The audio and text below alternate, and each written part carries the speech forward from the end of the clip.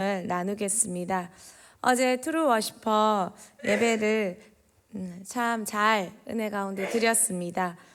특기를 잘 마친 대흥교회에 선물로 주신 시간 같은 날이었습니다. 하나님의 위로와 격려와 또 아름다운 찬양이 참 너무 풍성하게 감사했습니다. 저는 요즘 묵상하는 것이 있습니다. 상황이 어떠하던 환경이 어떠하던 인생에서 어떤 얼마나 큰 사건이 발생했느냐 이런 것보다 더 중요한 것은 우는 한 사람을 가졌는가 가지지 못했는가 하는 것입니다. 어떤 상황이든 어떤 환경이든 얼마나 큰 사건이 발생했던 간에 그 가정에 그 목장에 그 공동체에 우는 한 사람이 있다면 그것은 된다는 것입니다. 아브라함이 롯을 위해 울었을 때 롯뿐만 아니라 롯의 가정이 구원을 얻었듯이 울 줄 아는 것, 그것은 얼마나 큰 축복인가라는 생각을 하게 됩니다. 본당에 앉아 있으면 가만히 듣고만 있어도 가슴 아픈 울음소리들이 들려옵니다. 듣고만 있어도 그 이야기를 몰라도 그냥 듣는 그 자체로 눈물이 납니다. 하지만 인생에는 울 때가 있습니다. 그때가 찾아옵니다. 울 땐 울어야 됩니다. 울 때 울 줄 모르는 것은 더 큰 슬픈 일입니다. 울어야 할 때 우는 것은 울지만 기쁜 일입니다. 왜냐하면 곧 역사가 나타나기 때문입니다. 위기가 아니라 기회로 하나님께서 우는 그 사람을 통해 기회로 작용하고 계시기 때문입니다. 그렇지만 더 슬픈 건 울어야 할 때 웃는 사람들이 있습니다. 울어야 될 줄도 모르고 그냥 웃는 사람들, 웃지만 슬픈 일입니다. 아무 열매도 역사도 없기 때문입니다. 아이들이 부모님께 와서 웁니다. 우는 건 아이들의 격한 의사표현입니다. 그리고 아이가 울면 분위기는 심각해집니다. 울면 부모의 관심과 시선이 집중될 수밖에 없습니다. 그리고 그 문제가 해결됩니다. 맞든지 해결받든지. 우리에게도 울 수 있는, 울어도 되는 아빠가 있습니다. 그 아빠가 있다는 것, 우리는 얼마나 아이들 마냥 누리고 있습니까? 그 아빠에게 가서 아빠의 시선을 집중시키며 아빠가 해결해 주시기 위해 때론 아빠에게 맞는다 할지라도 땡깡 부려 아버지에게 한 찰 맞는다 할지라도 아버지의 응답은 왜 울어야 되는지, 이런 일이 왜 일어났는지 깨달을 수는 있지 않겠습니까? 여러분은 그 아버지에게 와서 울고 있습니까? 울면 됩니다. 오늘 두 가지로 같이 한번 말씀을 나누겠습니다. 첫 번째입니다. 예수님의 명령입니다. 울어라. 예수님께 십자가를 지고 가는 여인들이 따라 나와 울었습니다. 그들이 사랑하는 스승이 죽음의 길로 갈 때 그들은 그 사랑의 표현, 슬픔의 표현이 그 여인들의 눈물이었습니다. 그런데 예수님께서 자신을 위해 울고 있는 그 여자들에게 말씀하십니다. 울지 마라. 나를 위해 울지 말고 울되 너와 너의 자녀를 위해 울라고 말씀하십니다. 울어야 됩니다. 그런데 정작 진짜 울어야 될 걸 가지고 울어야 됩니다. 우는 것도 중요하지만 바로 울어야 됩니다. 울어야 할 걸 가지고 울어야 됩니다. 정말 슬픈 것은 울어야 될 때는 울지 못하고 울지 말아야 될 때 우는 사람들을 볼 때 참 슬픕니다. 정말 이것이 슬픈 일인지 기쁜 일인지 잘못된 왜곡된 가치관이 세상에 물든 가치관이 그것을 가려서 울어야 될 때 웃고 웃어야 될 때 울고 있는 사람들을 보면 너무 슬픕니다. 여인들은 죽고 있는 예수님이 슬프지만 예수님은 곧 살아날 자신 때문에 슬픈 게 아니라 곧 죽을 그들 때문에 슬픕니다. 그래서 예수님이 이렇게 말씀하십니다. 우리 28절 한 번 더 읽어보겠습니다.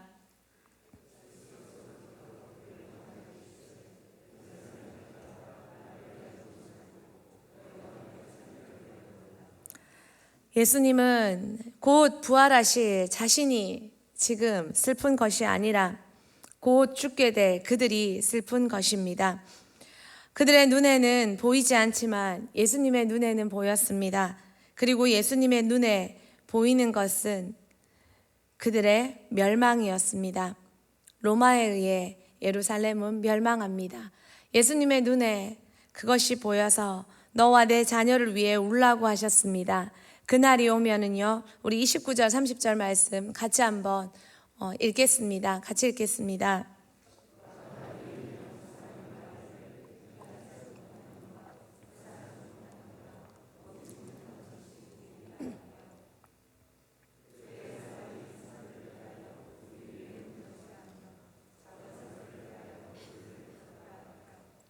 아멘.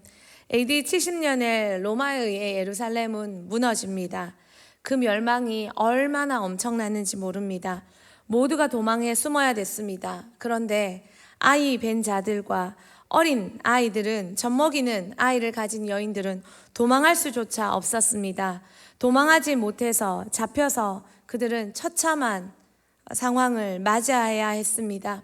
그래서 예수님이 이 상황을 두고 얘기하시는 겁니다. 미리 보시고 아시고 예견하시고 그들의 죄악이 이런 일들을 몰고 온다는 걸 아시고 울어라라고 명령하시는 겁니다. 뭐 해야 됩니까? 울어라. 나라의 멸망을 두고 뭘 해야 됩니까? 울어라. 자녀의 죽음을 앞두고 뭘 해야 됩니까? 울어라. 예수님의 명령입니다. 할 수 없는 모든 것들 앞에 아무것도 할 수 없는데요. 아니, 울면 돼. 울어라. 이거의 예수님의 명령입니다. 그리고 31절에 이렇게 말씀하십니다. 우리 같이 읽겠습니다. 푸른 나무에도 이같이 하거든 마른 나무에도 이렇게 내리요 하시니라. 푸른 나무는 예수님입니다. 마른 나무는 너희들입니다. 예수님께도 이런 십자가가, 이런 어려움이 있는데 하물며 마른 나무, 너희들에게는 어떤 더 큰 일들이 일어나겠느냐. 연약하고 약한 자들이 잡혀 죽고 예루살렘은 로마에 의해 멸망당하고 이런 일이 일어날 때 어떡하겠느냐. 너희에게는 더 어떡하겠느냐. 예수님이 이렇게 얘기하시며 그들에게 말씀하시는 것이 울라는 것입니다. 보지 못해 알지 못해 울지 못하는 자들에게 울 것을 말씀해 주십니다. 먼저 보고 먼저 아는 자가 울어주어야 합니다. 한탄하지 말고 원망하지 말고 걱정하지 말고 화내지 말고 울어야 합니다. 우는 것이 방법입니다. 내가 할 수 없는 일, 그 상황을 두고 우리는 먼저 깨달은 우리는 울어야 합니다. 예수님이 울라셨으니 울면 되는가 봅니다. 예수님이 그렇게 알려주셨으니 그 방법이 우는 것인가 봅니다. 여러분은 지금 울고 계십니까? 두 번째입니다. 우는 사람들이 성경에는 아주 많습니다. 성경에는 우는 사람들이 많습니다. 첫 번째는 하갈의 눈물입니다. 하갈이 웁니다. 쫓겨나서 갈 곳이 없어 웁니다. 브엘세바 광야에서 자식이 목말라 죽게 되어서 웁니다.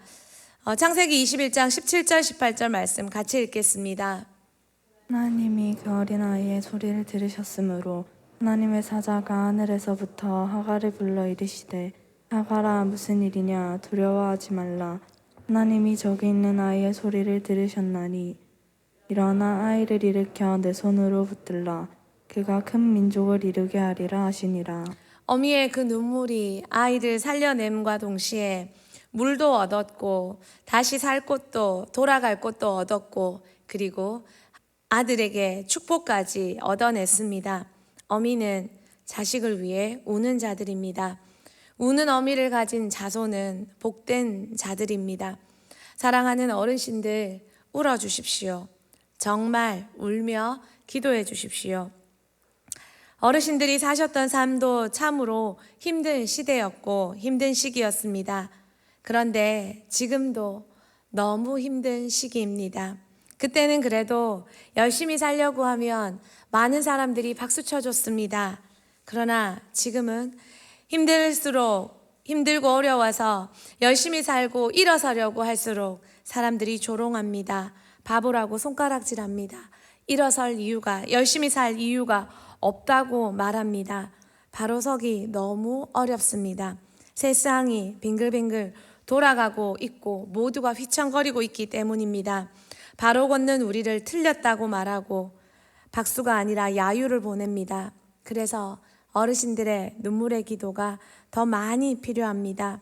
우리의 눈물의 기도, 그 기도가 쌓이면 하갈의 그 눈물의 기도가 아들을 살려냈듯이 어르신들의 눈물의 기도가, 어미의 눈물의 기도가 다음 세대를 살릴 수 있습니다.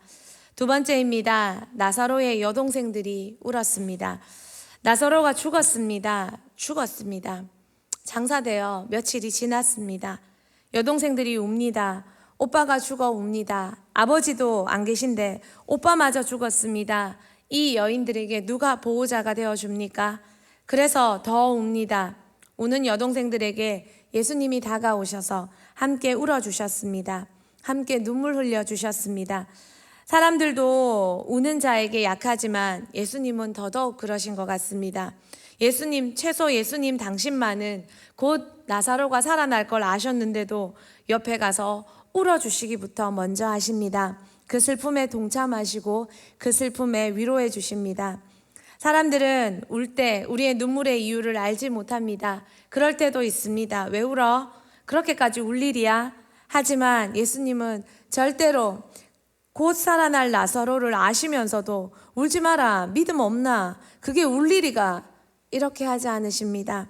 예수님은 자기가 살려낼 거면서도 그 자매들 옆에 와서 우는 것에 동참합니다. 그리고 우리에게 이렇게 당부합니다. 로마서 12장 15절 말씀 같이 읽겠습니다.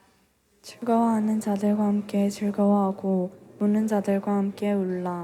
예수님은 당신이 그렇게 먼저 해주셨습니다. 그리고 오빠는 예수님으로 살아납니다. 가족은 포기할 수 없는 사람들입니다.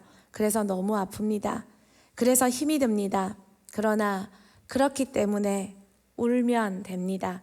내가 할 수 없는 그 일을 하나님만이 하실 수 있기 때문입니다. 우리는 죽어있는 가족을 만날 때가 있습니다. 참으로 억장이 무너지고 가슴이 아픕니다.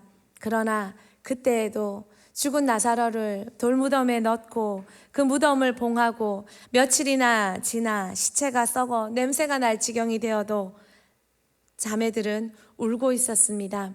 내 자녀가 이미 죽은 것 같고 내 가족이 이미 죽어 보이지 않는 것 같아 할지라도 가족이라면 포기하지 말고 울어야 합니다.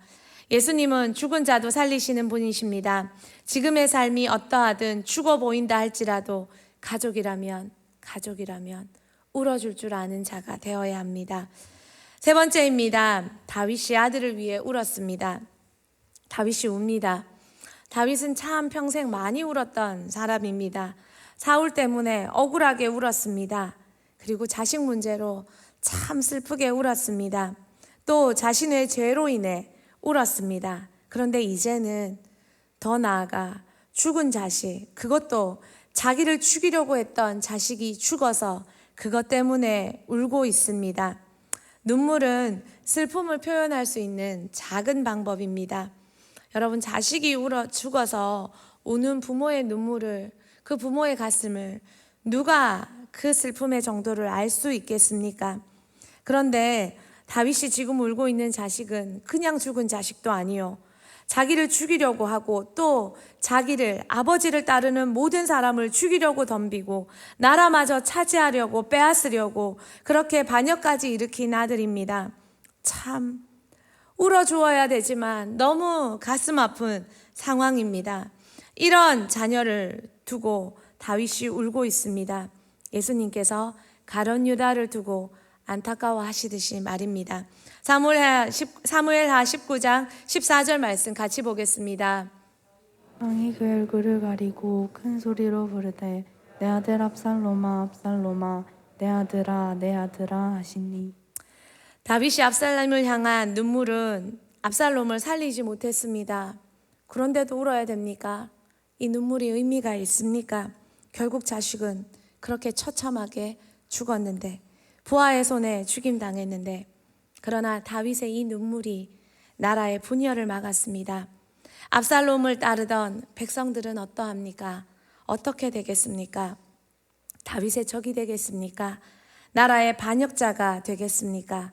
다윗의 나라가 두 세력으로 나뉘었습니다. 한 세력의 리더가 죽었습니다. 조선 태종은 권력은 부자도 나누지 못한다라는 이야기를 했습니다. 왕과 아들이라는 책에 그런 이야기들이 너무 많이 보여줍니다. 다윗은 아들 손에 왕위에서 쫓겨나 왕궁까지 도망해야 했습니다. 아들은 자식의 자리를 비켜갔습니다. 그러나 아버지 다윗은 부모의 자리를 벗어나지 않았습니다. 수세에 몰린 아들을 요압에게 살려달라고까지 부탁했습니다. 그러나 아들은 죽었고 아버지는 자기를 죽이려 하고 자신에게 반역하고 자신을 쫓던 사람들마저 죽이고 나쁜 짓을 한, 자신의 아내들에게도 나쁜 짓을 한 이 죽은 아들의 시신마저 붙잡고 아버지는 울었습니다. 아들은 아들의 자리를 이탈했으나 아버지는 끝까지 아버지의 자리를 눈물로 지켰습니다. 그는 권력자가 아니라 아버지로 자식의 시신 앞에 서 있었습니다. 그랬기에 아들을 따르던 사람들과 그 세력들로 나라가 나뉘지 않았습니다. 그들에게도 다윗은 아버지로 여전히 남아있는 존재가 되어 주었기 때문입니다. 요압만, 여전히 권력에 눈이 꽂힌 요압만 이 사실이 불편했을 뿐 모든 이들이 아버지의 눈물 앞에 숙연해졌고 나라가 분열될 이 빌미로 또 다른 리더를 세워 분열이 익숙한 이스라엘, 그 나라를 나뉠 수도 있었겠지만 그러나 아버지의 눈물이 압살롬의 세력까지 내 자식으로 다 품는 결과를 만들었습니다. 어떤 때 우리는 참 자리 지키기가 너무 힘이 듭니다. 정말 아무도, 때로는 자식마저도, 때로는 너무 가까운 사람마저도 내가 이 자리를 지켜야 하는 이유를 몰라줄 때가 있습니다. 그럴 때에도 우리가 자리를 지키며 울 때 그 눈물은 강력한 사랑의 역사를 일으킵니다. 내가 알지 못하는 역사를 일으킵니다. 화내지 말고 억울해하지 말고 울어보면 어떨까요? 오늘 열거한 우는 사람들의 공통점을 발견하셨습니까? 바로 모두 가족 관계라는 것입니다. 여러분, 울어주는 건 가벼운 관계에서 해줄 수 있는 것이 아닙니다. 눈물이 나지도 않습니다. 그러나 울어주는 것, 정말 가족 관계든 영적인 관계든 깊은 관계라고 생각하는 그런 관계에서 눈물이 납니다. 깊은 사랑의 관계에서만 눈물이 납니다. 여러분은 사랑하는 자들을 위해, 가족을 위해, 진짜 영가족이라고 말하는 우리의 목원을 위해 울어줄 만큼 사랑하고 계십니까? 누군가의 눈물의 기도가 있었기에 저 역시 여기에 서 있는 것을 기억합니다. 이제 더욱 대흥교회의 한국교회를 위해, 대한민국을 위해, 여러분의 목장을 위해, 여러분의 가족을 위해, 여러분의 속한 셀과 반을 위해 울 줄 아는 사람이 필요하다는 것을 더 많이 생각하게 됩니다. 바른 말은 눈 가진 사람은 다 할 수 있습니다. 그러나 살릴 수 있는 사람은 우는 사람입니다. 울 줄 아는 사람이 살릴 줄 아는 사람이 됩니다. 하나님 앞에서 우는 기도가 영혼 사역자들에게 더 많이 필요합니다. 사역은 기도로, 사역은 눈물로 하는 것입니다. 목자의 눈물이 목장을 살립니다. 가족을 위한 눈물이 가정을 살립니다. 교회를 위한 눈물이 대흥교회를 살려내고 그 눈물이 한국교회를 살려내게 될 것입니다. 여러분은 누군가를 울게 하는 사람입니까? 아니면 울어주는 사람입니까? 너와 내 자녀를 위해 울라 하실 때 그 자녀를 넘어 그 자녀를 위해 울 때 그 자녀가 살아서 자녀와 함께 민족과 열방, 자녀와 함께 한 영혼을 위해 울 수 있는 우리가 되면 참 좋겠습니다. 지금은 나의 눈물의 대상이 자녀이지만 언젠가 이 자녀가 살아나서, 이 영혼이 살아나서 함께 울며 또 다른 영혼을 세울 날이 반드시 올 줄 믿습니다. 내 눈물 받는 것 이상 누군가를 위해 울 줄 아는 사람이 정말 많이 필요한 이때 대흥교회 모든 성도가 함께 한 영을 위해 울 수 있는 눈물의 동력자가 되길 축복합니다. 두 번째 찬양하겠습니다.